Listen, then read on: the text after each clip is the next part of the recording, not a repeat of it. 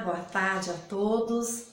Mais uma vez estamos aqui para dar continuidade sobre o estudo Eu e Minha Boca Grande, o livro de Joyce Meyer. E nós vamos continuar falando sobre o que o nosso posicionamento ele nos traz como retorno. Aguente firme, a ajuda está a caminho. Hebreus capítulo 10, versículo 23 diz assim: guardemos firme a confissão da esperança sem vacilar, pois quem fez a promessa é fiel. Nós temos que entender que não basta nós sermos positivos e falar com fé quando as circunstâncias são positivas. Olhe, preste bem atenção. Não basta sermos positivos e falar com fé quando nossas circunstâncias são positivas. É hora de passarmos para outra margem, é hora de subirmos mais alto. Lembrando que as nossas vidas, elas são feitas de picos e vales. Momentos, estaremos nos picos, o lugar de exaltação, de glória. E outros momentos, os vales. E são nos vales que nós aprendemos. Preste bem atenção. É hora de passarmos, de guardarmos firmes a confissão da esperança, que foi o versículo que nós lemos de Hebreus, capítulo 10, versículo 23. E sobrevivermos às tempestades, sabendo que Deus tem seus olhos em tudo. Porque Deus, ele é um Deus onipotente, onividente, onisciente e onipresente. Inclusive, em nós, no meio da tempestade, Deus está nos vendo. Ele é fiel. Podemos segurar em sua mão sabendo que ele não permitirá que afundemos. Lembre a passagem que nós estávamos meditando na aula passada? Onde Jesus na proa do barquinho descansava tranquilamente enquanto os discípulos estavam desesperados? Jesus, ele nunca perde o controle. Outro momento foi quando Pedro, ele saiu do barco e foi ao encontro de Jesus andando sobre as águas. Mas no momento em que Pedro olha para trás, ele vê o que ficou atrás, que foi o barquinho com seus companheiros. Então a dúvida tomou conta do seu ser e ali Pedro começou a afundar. Porém, temos que nos lembrar que Pedro foi o único que teve a ousadia de sair do barco e ir ao encontro de Jesus. Podemos dizer ali que era um momento de vale, para que depois Pedro subisse ao pico. Uma fonte com água doce e amarga. Pode? Será que pode uma mesma fonte ter as duas águas? Olha o que diz Tiago, capítulo 3, versículos 10 e 11. De uma só boca procede bênção e maldição. Meus irmãos, não é conveniente que essas coisas sejam assim. Acaso pode a fonte jorrar, quer dizer, simultaneamente, no mesmo momento, pode uma fonte jorrar do mesmo lugar o que é doce e o que é amargo? O que tem saído de dentro de você? Através da sua boca, da minha boca. O que as nossas bocas estão dizendo? O que as nossas atitudes têm demonstrado? Devíamos nos esforçar para eliminar a conversa contraditória. Falar uma coisa nos momentos bons e outra nos momentos ruins. Quando a vida está bem, ou digamos assim, estamos nos picos, tudo é mil maravilha. Todos são amigos, as circunstâncias são maravilhosas e conseguimos glorificar a Deus. Porém, quando estamos nos momentos ruins, nos vales, não suportamos as pessoas, não gostamos delas, não gostamos de adorar a Deus, não gostamos de glorificar a Deus. É como se a vida tivesse perdido o sentido e começamos a interrogar Deus. Por que, Deus, tu não age dessa forma? Por que o Senhor permitiu aquilo? Temos que nos lembrar que a Deus nós não damos ordens. Deus é Deus e Ele se importa conosco, está se importando a nos ajudar. Deveríamos nos esforçar para não ser fonte de que jorram água doce em momentos agradáveis e amargas em momentos amargos. Jesus estava sujeito às mesmas pressões e tentações que nós. E mesmo assim ele permaneceu sempre o mesmo, em Hebreus 13:8.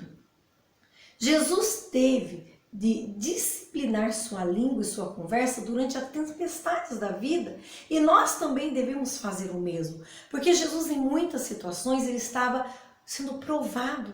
Quer um exemplo? Quando os homens pegaram aquela mulher adúltera e levaram-na à presença do Senhor. Ali, eles tinham um único objetivo, testar o Senhor Jesus. Por quê? Se ele fosse, contraditório à lei mosaica, então ele mesmo seria condenado. E por outro lado, ele também não deveria ir contra o seu ensinamento, que era o amor. Os homens estavam ali para testar Jesus, mas Jesus com sabedoria, ele apenas diz àqueles homens: aquele que não tem pecado, atire a primeira pedra. Quem poderia tirar a primeira pedra? Somente Jesus. Mas ele é o amor. Ele sabe como lidar com todas as situações. E nós aprendemos isso de que forma? Lendo a palavra de Deus. Nós aprendemos a controlar a nossa língua lendo a palavra de Deus. Porque senão nós nunca estaremos nos picos. Estaremos sempre nos vales, nos vales, nos vales. O vale é importante? Sim, mas o vale é um lugar de dor. Nós precisamos também subir os picos para nós termos um pouco de refrigério, respirarmos um pouco mais aliviados. O controle da língua deveria ser o nosso alvo e um sinal de maturidade. É uma maneira de glorificar a Deus. Tiago 1,26 fala sobre o refrear a língua. Se alguém supor ser religioso, deixando de refrear a língua, antes enganando o próprio coração, e sua religião é vã. Preste bem atenção. Ser religioso quer dizer observador dos deveres externos de sua fé. Mas e aí? Cumpridor? Nós temos que entender que isso é uma declaração muito forte. Podemos fazer todo tipo de boas obras, porque boas obras, ela é uma obrigação de todos nós. Por convicção religiosa, assim como os fariseus no tempo de Jesus o faziam. Mas se não refrearmos a língua, não terão valor algum. Porque lembrando que as obras, elas não salvam. As obras, elas são obrigações. Obrigação de todo cristão, obrigação de todo ser humano. Quando o assunto é palavra, língua e boca, não sei se é o seu caso, Fico deveras preocupada. Joyce dizendo: o termo cabresto é definido no Webster como um arreio que consiste de uma testeira, freio e rédeas, que se encaixa na cabeça de um cavalo e é usado para controlar a marcha ou para guiá-lo. Quem gosta de cavalgar, sabe que os freios ali, o cabresto, ele é para o quê? Tanto para frear quanto para guiar o animal. No meio da tempestade da vida, se não refrearmos a língua, se a nossa língua não tiver um cabresto, jamais experimentaremos a libertação, jamais experimentaremos os picos. Como eu disse, estaremos sempre nos vales. O Espírito Santo, ele será o nosso cabresto. Se aceitarmos sua libertação e orientação, é ele que nos freia e é ele que nos direciona. Coloque um freio na sua boca. Tiago 3, do 3 ao 5. Ora, se pomos freios na boca dos cavalos para nos obedecerem, também lhes dirigimos o corpo inteiro. Observai, igualmente, os navios que, sendo tão grandes e batidos de rijos ventos, por um pequeníssimo leme são dirigidos para onde queira o impulso do timoreiro. Assim também a língua, pequeno órgão, se gaba de grandes coisas. Vede como uma fagulha põe em brasas tão grande selva. Estes versículos, eles indicam que a língua direciona nossa vida. Alguém pode dizer que nossas palavras delimitam margens nas quais devemos viver. Sim, a língua é um membro tão pequeno do nosso corpo e mesmo assim pode realizar grandes coisas.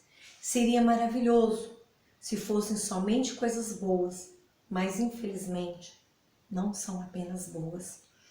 Relacionamentos podem ser destruídos pela língua. A língua pode causar divórcios. Pessoas são emocionalmente feridas e nem todas se recuperam. Alguns idosos ainda estão feridos por coisas que lhe foram ditas quando eram crianças.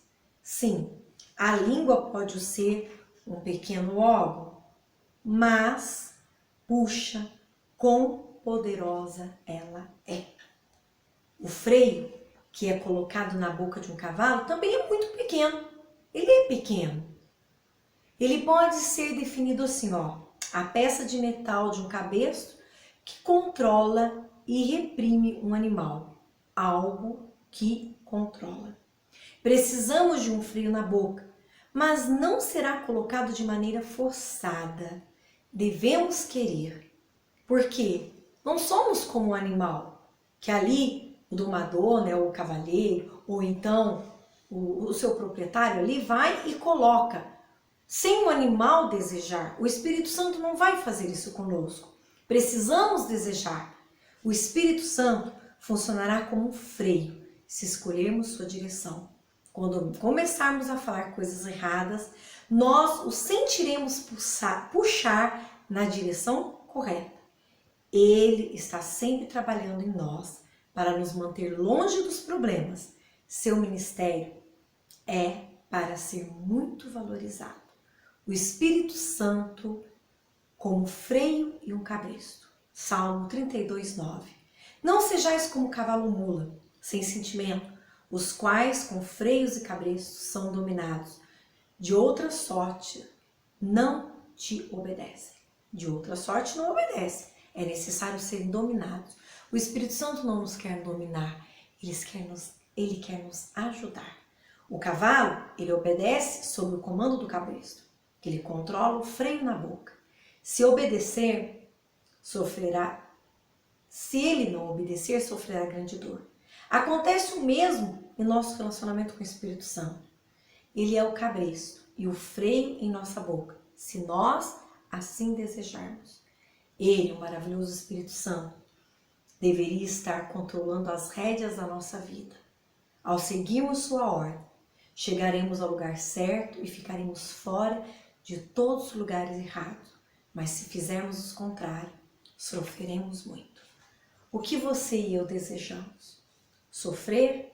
Continuar apenas nos vales? Ou desejamos ganhar também as alturas, os picos? Para isso é necessário controlarmos as nossas bocas e deixar o maravilhoso Espírito Santo nos ajudar. Um grande abraço, fiquem com Deus, até o nosso próximo encontro.